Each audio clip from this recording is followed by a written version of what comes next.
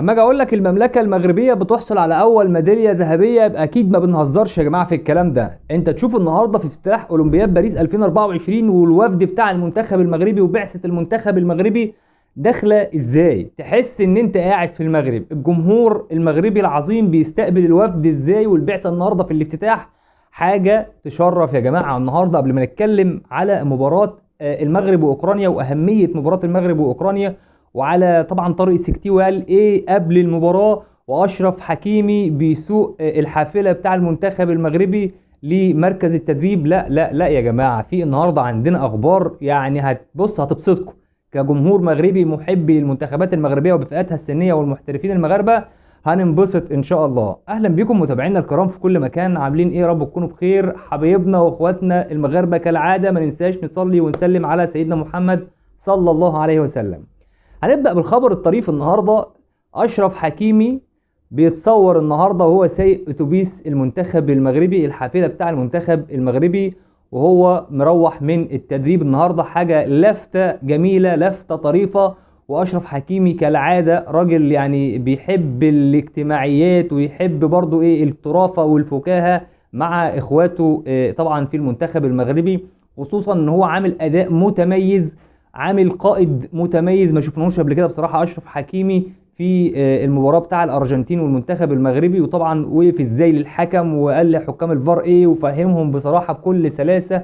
ويمكن ضغط اشرف حكيمي عليهم كرويا هو اللي خلى المباراه ترجع مع احترامنا لشريحه كبير من الجمهور والاتحاد الارجنتيني على فكره.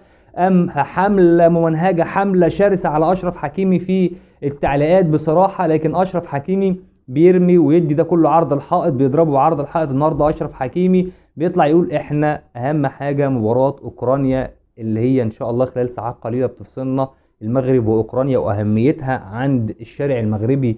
بتقول ايه؟ شايفين المنتخب المغربي الاولمبي بصراحه يا لا، في قوه، في رزانه، في تطور، في عقليه في الاداء. المنتخب المغربي يفرق على كل السنين اللي فاتت بالجيل المحترم، سواء على المستوى الكبير او على مستوى المنتخب الاولمبي. لكن نرجع في افتتاح طبعا الدوره الاولمبيه بباريس، شفنا الجمهور المغربي بيستقبل الوفد المغربي ازاي. شفنا فرحه الوفد المغربي، يكاد يكون هو اكتر عدد موجود في البعثه، اكتر عدد موجود، لا اكتر عدد موجود في الاولمبيات يا جماعه. رقم مهول على فكره هتسمعوه. الصين داخله ب 400 لاعب، وده اول مره اعتقد، عدد رهيب جدا جدا. يمكن حصر عندنا الصين 400 لاعب بيخشوا في اولمبياد باريس 2024، يمكن اكتر عدد. لكن سيبك من اكتر عدد، هم يعني الميداليات بتاعتهم اقل عددا بكتير. المنتخب المغربي بيتفوق صراحة في الاولمبياد دي ان شاء الله، ونشوف المنتخب المغربي امام منتخب اوكرانيا هيعمل ايه. لكن شيء كويس جدا ان انت تشوف ال الاجواء بباريس والاجواء في فرنسا عامله ازاي مع الجمهور المغربي بالتشجيع والهتافات، لدرجه الجمهور الفرنسي والصحف الفرنسيه كتبت على الاجواء العائليه اللي بيعيشها الجمهور المغربي في فرنسا. قالت اولا قمه الاحترام، قمه النظام مع الجمهور المغربي مختلفه تماما. النظام مع الجمهور المغربي يا جماعه، حتى لما راحوا كودوفوار ووزير السياحه الاوفواري بصراحه كرم الجمهور المغربي هناك واداه الوسام الملكي بسبب النظام، سواء على الاستاد او خارج الاستاد او موجود بيساعد الفقراء. لا، الجمهور المغربي لازم يسيب طابع خاص في المنطقه اللي ريحها. وخصوصا النهارده كتبوا تغريدات النهارده الفرنسيه على الجمهور المغربي، قالوا اكتر ناس منظمه حرفيا الجمهور المغربي اللي احنا شفناه بعقليه مختلفه. احنا كنا واخدين فكره عن المملكه المغربيه انهم متعصبين جدا وبتوع يعني مشاكل، ما اكتر ناس منظمه بعقليه تانية ده الجمهور المغربي، اللي ان شاء الله يكون له الميداليات الذهبيه الاكثر ان شاء الله حظوظا مع اولمبياد باريس 2024. اما عن المباراه المهمه، المباراه القويه الفيصليه اللي انا بعتبرها اقوى من مباراه الارجنتين يا جماعه. الارجنتين بالمناسبه هتلعب مع المنتخب العراقي، ان شاء الله المنتخب العراقي يديها ويسويها على عينها، وساعتها هنبقى فرحانين جدا جدا ان شاء الله.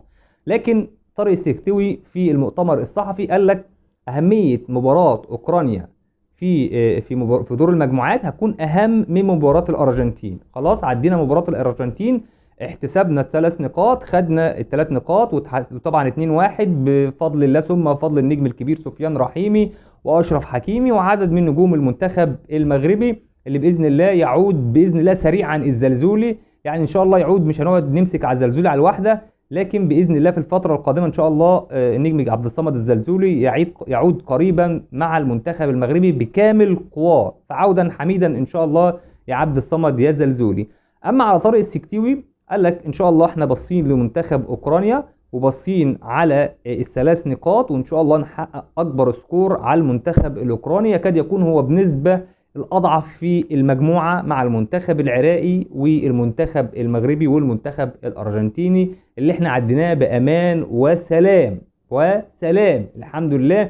مع احترامنا للاتحاد الارجنتيني طبعا، هو لسه بيرفع قضايا على مع الفيفا عشان خاطر يعيد المباراه بتاع المنتخب المغرب والمنتخب الارجنتيني، والمكسيكيين مسكوه سخروا منهم بصراحه، والبرازيليين مسكوا الارجنتين سخروا منهم بصراحه عشان خاطر المنتخب المغربي سواهم وادهم على عينهم. ان شاء الله نشوف المنتخب المغربي في افضل حال، وباذن الله ما يكونش في اصابات معانا مع مباراه اوكرانيا اللي ان شاء الله هتكون الساعة 6 بتوقيت مصر والكويت والسعودية طبعا والبحرين، وإن شاء الله بتوقيت المغرب بإذن الله الساعة 4 المغرب وتونس.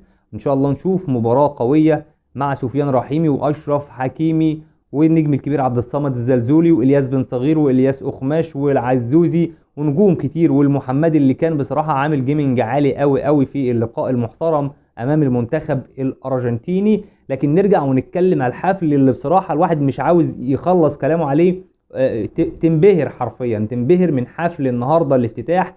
بتشوف المنتخب المغربي او بعثة المنتخب المغربي، الوفود اللي جاية من تشجع المغرب النهاردة في الافتتاح، حاجة عظمة بصراحة، حاجة عظمة بتأدي فيها بشكل مثالي. والافضل والافرح انك تلاقي الجمهور الفرنسي والصحف الفرنسية تكتب كلام جميل على الشارع المغربي، تكتب كلام جميل على الجمهور المغربي بأنه أكتر جمهور منظم في الأولمبياد إلى الآن بدون شغب. بدون شغب يا جماعة، اللي حصل في مباراة المغرب والأرجنتين ده لا يمس للمنتخب المغربي بصلة ولا يمس للجمهور المغربي بصلة.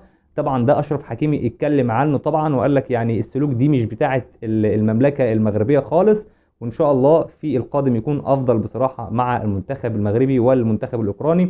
واكيد استعداد طارق السكتيوي اكيد ان شاء الله يكون باين قوي في المغامره القادمه اللي هي بتاع اوكرانيا، ويكون باين اكتر في المغامره القادمه باذن الله بتاع المنتخب العراقي. طبعا وليد الرجراجي يعني مساعدات كده على هامش المنتخب المغربي مع طارق السكتيوي، فان شاء الله يكون الاقدر والاحق بالفوز امام المنتخب الاوكراني، وخصوصا ان العراق فايزه على اوكرانيا بريمونتادا جميله بصراحه ولعب عليهم كوره. العراق بصراحه سوت المنتخب الاوكراني، فاكيد ان شاء الله المنتخب المغربي الاكثر قيمه تسويقيه، ثالث قيمه تسويقيه في العالم في مع المنتخب الاولمبي ده المنتخب المغربي. فان شاء الله يمسك المنتخب الاوكراني يلعب عليه كوره، يلعب عليه اهداف كتير، يسجل سفيان رحيمي باذن الله، يسجل حكيمي، يسجل طبعا باذن الله صغير فيا ريال نجم فيا ريال طبعا الياس اخماش. فان شاء الله نشوف المنتخب المغربي في افضل حال باذن الله مع الثلاث نقاط الثانيه ويتصدر المجموعه. ريت قبل ما نختم الفيديو ما تنساش تنزل تدعمنا باللايك والاشتراك عشان يوصلك كل جديد على قناتنا، والسلام عليكم ورحمه الله تعالى وبركاته.